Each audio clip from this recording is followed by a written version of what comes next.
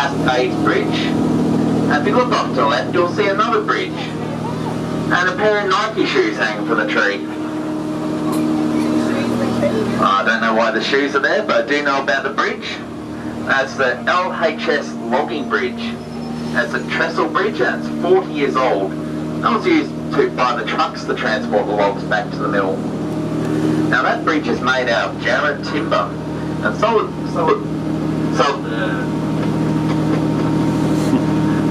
are the sleepers that we're driving on. Very sturdy and reliable wood. That's why I chose the Jarrah over carry to re-stump my home. Also because termites love carry wood timber due to high level of starch. Now if you want to see a Jarrah tree on this tour, you're a bit out of luck unfortunately, because Jarrah trees like the sandy soil of more coastal regions, whereas the ground in this area is quite hard and clay and full of rocks. As I'm fully aware, I'm also a track worker. Later this week I'll be out here digging up the old sleepers to replace them. They have a bit of work on them old back there.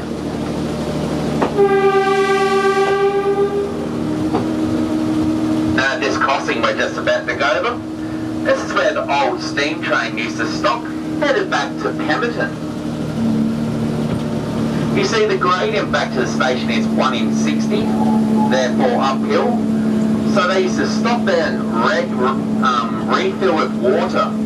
So they were completely prepared for their uphill journey. That's a big reason why the track follows the water down, so the drivers always had quick and easy access when required.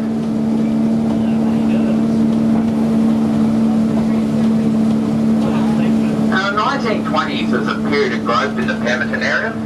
In the aftermath of World War I, there was 75,000 migrants that come to West Australia through the group settlement scheme. Now to accommodate all those new people, plans were put in place for a train track. However, for some reason it did not occur until 1929 and concluded in 1933. Now 120 men worked along this line, some who feature in this photo up here with me. These hard-working men used to do week-on, week-off work, and at the time, this track that we're driving on was in fact the most expensive track in the entire world, for it spanned multiple towns over a long distance. And back then they actually had plans to extend it even further, from Northcliffe, where it finishes now, back to Albany. But due to the fact they were the most expensive in the world, they had to can those ideas unfortunately. However, on the positive side, the part of the track they did build provided an important transportation link to develop this region, transporting timber, as you saw back there with those 4 carriages at the Cascades, but also agriculture produce. This line was also used for public transport. For example, people used to hop on at Northcliffe, the town we're headed towards, and hop off at Pemberton. So it's a convenient way to get round back in the day, when the cars weren't quite as fast moving, or it weren't round at all.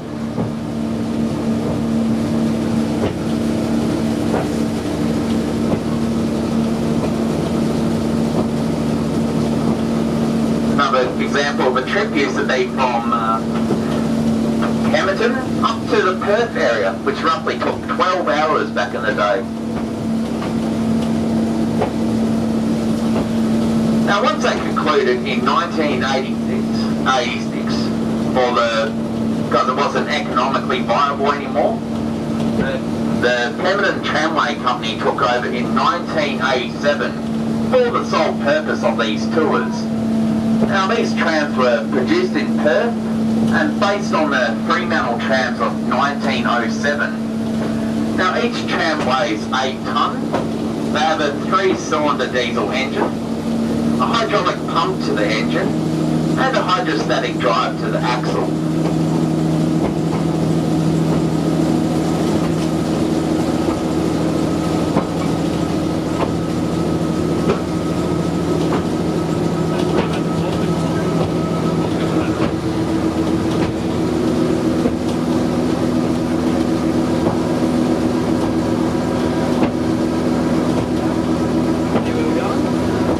also like to inform you that the track we're driving on has been independently checked by an inspector who in fact walks the entire line, checking each part of the track as he moves along.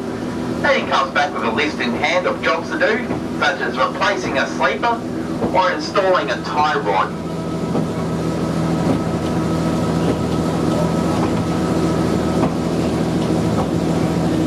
Now you may or may not know Australia has